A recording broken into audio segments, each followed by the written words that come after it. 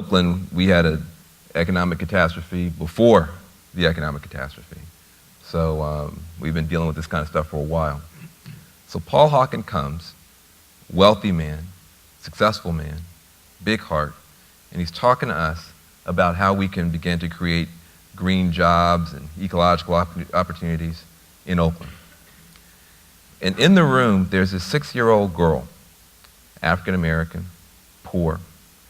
You know, kids are amazing because they just make these connections in their mind way before everybody else and just cut right to the chase.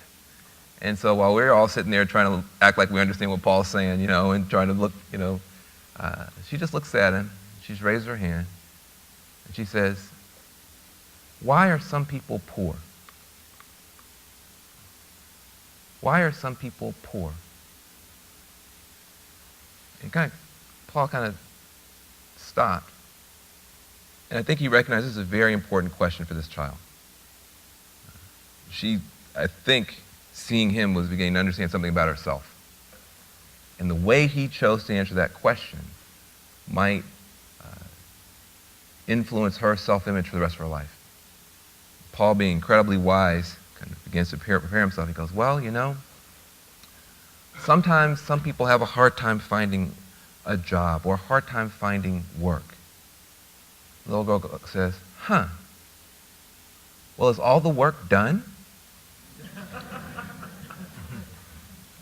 Is all the work done?" No, it's not. And it's as simple as that.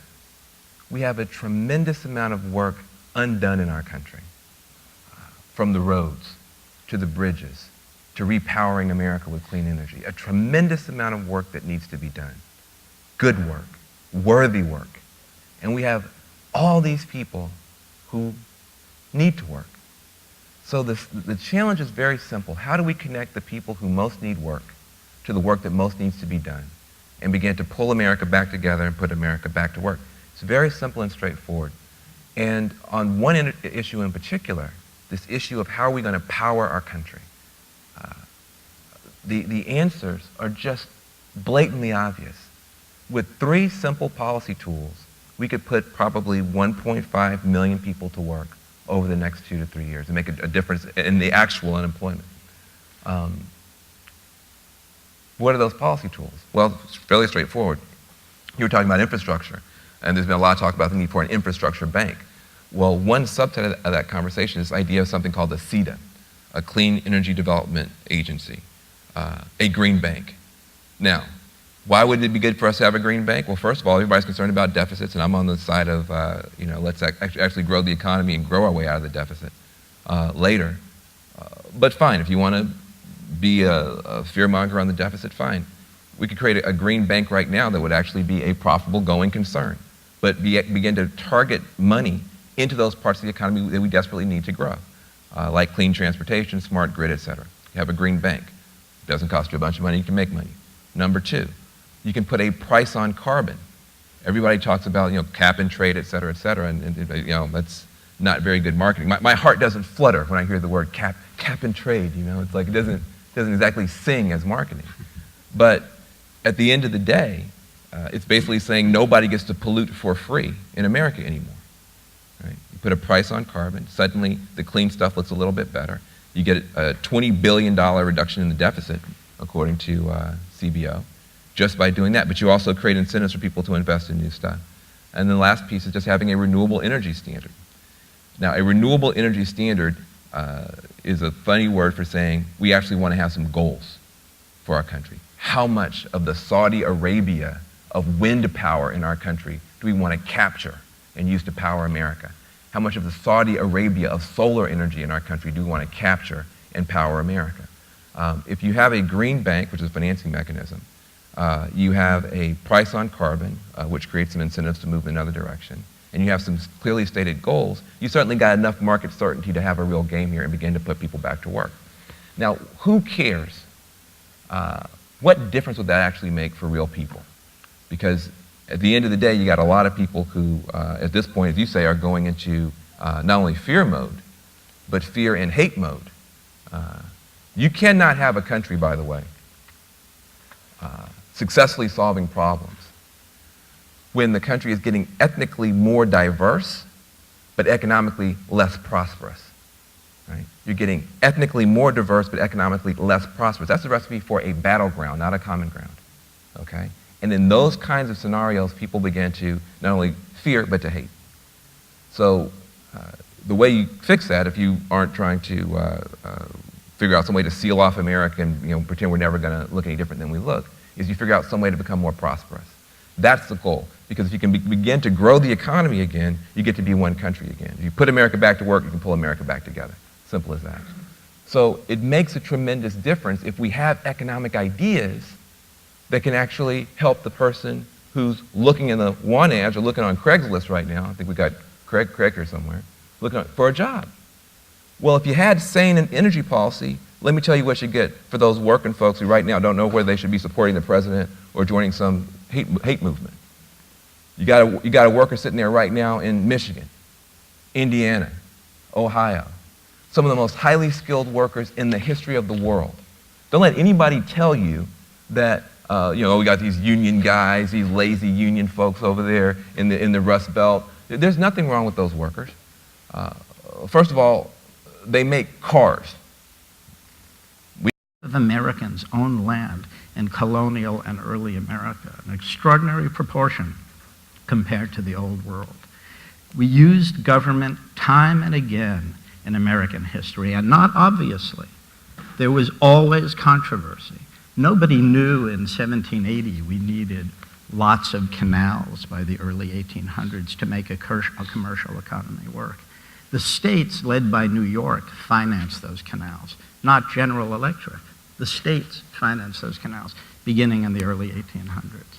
We knew we needed a public education system. One of the most extraordinary achievements in American history was the development of primary and secondary education. By 1850, America, only 60 years after the Constitution was signed, America was spending more per pupil than France and as much as Prussia at the time, Germany, on education, and had as high or higher proportion of young kids enrolled in schools. What an achievement. Through state and local governments it occurred. One of the things we forget is health care, and I'm going to go through this very quickly. In the late 1800s, government created a healthy America and made cities possible through sanitation. By 1915, 2/3 of Americans in big cities could count on drinking clean water. An extraordinary achievement. And that the development of big cities was a source of economic growth. It gets repeated time and again. In the early 1900s, we created high schools. High schools weren't built by the Native Americans, and we just took them over. We decided to create high schools in the early 1900s. By 1930, 10% of women graduated high school in 1910. In 20 years, 50% graduated high school. The proportions were similarly expansive for men, starting at a higher level. Another extraordinary achievement, and you're all familiar with the development of the highways and the public investment in health and so forth. Government has been an integral part. To even say it's a partner in economic development misstates the issue. It's like a marriage. There is no marriage if there is not two partners in that marriage, so to speak. There is no economy without government. It's been an integral part of this all along.